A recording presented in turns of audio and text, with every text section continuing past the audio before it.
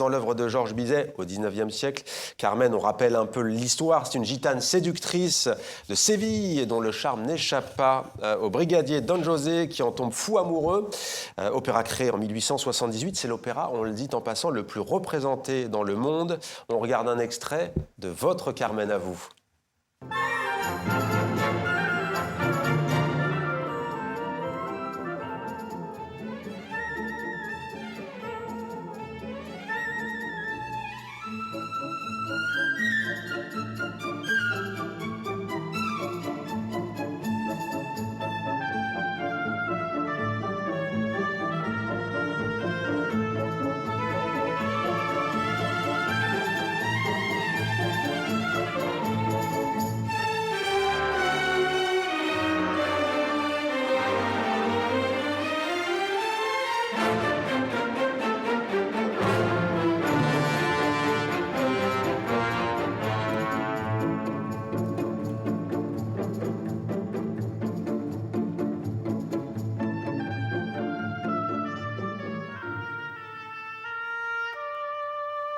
Un spectacle et une performance époustouflante. Quelle version de Carmen avez-vous voulu créer pour nous, le public, et comment est-ce que vous avez revisité ce grand classique de l'opéra?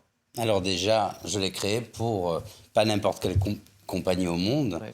pour le ballet de l'Opéra de Tunis, qui pour la première fois a voulu traverser cette aventure avec moi, et il me semblait important de parler de liberté. Ouais. Avant tout, et de corps qui circulent, Ouais. surtout aujourd'hui. Ouais. Des Le corps mouvement. oui, des corps qui circulent entre les deux rives de la Méditerranée, entre le Maghreb Ouais. et l'Europe. Pourquoi surtout aujourd'hui?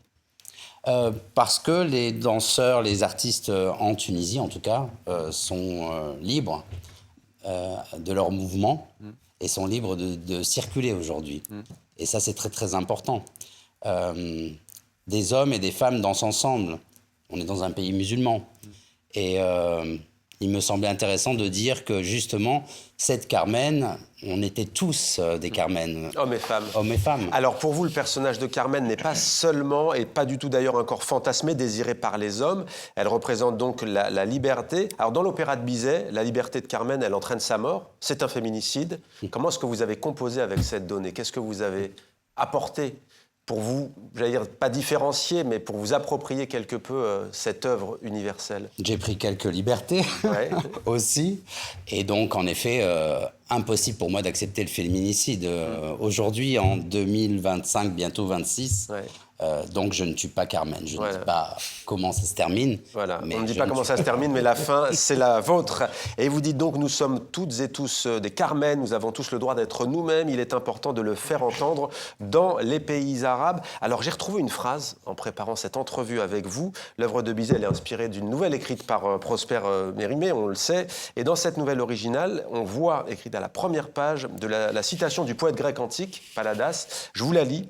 « Toute femme est comme le fiel, mais elle a deux bonnes heures, une au lit, l'autre à sa mort. » Terrible, heureusement qu'on a gardé la musique de Carmen et non pas cette vision de la femme. Quelle horreur, mon Dieu. Non, je suis... C'est une phrase qui est horrible. Non mais quand on la lit et quand on voit votre spectacle, on se dit effectivement... On est loin, loin de tout ça. On est loin de tout ça, on est avant tout dans la liberté. Et puis il y a aussi, il y a derrière ça, il y a le théâtre de l'Opéra de Tunis qui est producteur. Mais il y a aussi un ministère de la Culture, le ministère de la Culture tunisienne, qui permet à la jeunesse aujourd'hui, et ça c'est très important de le dire, dans toute la Tunisie, les accompagne dans l'art, c'est-à-dire dans la danse, dans tous les arts d'ailleurs, la musique. Et ça c'est très important, et puis de permettre aux artistes de partir pour revenir. Alors la danse, justement, opéra dansé, vous associez les codes du ballet classique pour écrire cette pièce audacieuse. Quelle danse avez-vous souhaité? On voit ces mouvements, cette amplitude, avec parfois des surgissements, des mouvements de masse aussi. Ouais, j'utilise le bagage des danseurs, parce qu'ici en Europe, ballet c'est classique. Ouais. Et en Tunisie, le ballet de l'Opéra de Tunis, c'est plutôt des danseurs, on pourrait l'appeler ballet contemporain. C'est des danseurs hip-hop, c'est des danseurs contemporains, c'est des gens très engagés et surtout très sensuels. Ouais. On n'oublie pas qu'au Maghreb, les gens ont cette sensualité naturelle, Hommes et femmes. hommes et femmes. Ouais. Alors avec la compagnie Baraka, outre donc Carmen, vous organisez des résidences d'artistes à la Chapelle d'Annonay en France, dont récemment un des danseurs de l'Opéra de Tunis. Est-ce que vous pouvez nous en dire un mot? Pourquoi ce projet vous tient à cœur? On s'est installé là-bas, en Ardèche, à Annonay, à 1 heure de Lyon, dans un bijou du XVIIe siècle. On voit des images, très Voilà. belles images, et la danse qui s'empare de cet endroit. Avec Nawal qui est en train de danser d'ailleurs. C'est assez incroyable. En fait, la boucle est bouclée. Je suis né en France, d'origine algérien. Ouais. Je vais travailler en Tunisie. Je travaille aussi de temps en temps avec le Maroc. Ouais. Et je travaille dans une chapelle. Donc, vous voyez, c'est quand même Maghreb assez United. incroyable. Voilà, en tout cas, pour ces belles images et ce projet, et je signale aussi que vous allez remonter sur scène à l'occasion du festival L'Équipé pour interpréter votre nouvelle création, ma récréation. Ça va, vous êtes en forme? Parce que quand on voit les images, ça demande de l'entraînement quand même. Ça demande. À 55 ans, c'est très, très, très, très, très courageux d'y aller. Avant les fêtes de fin d'année. Après les fêtes, je ferai un petit régime. Voilà, c'est ça. Carmen, en tous les cas, magistral spectacle.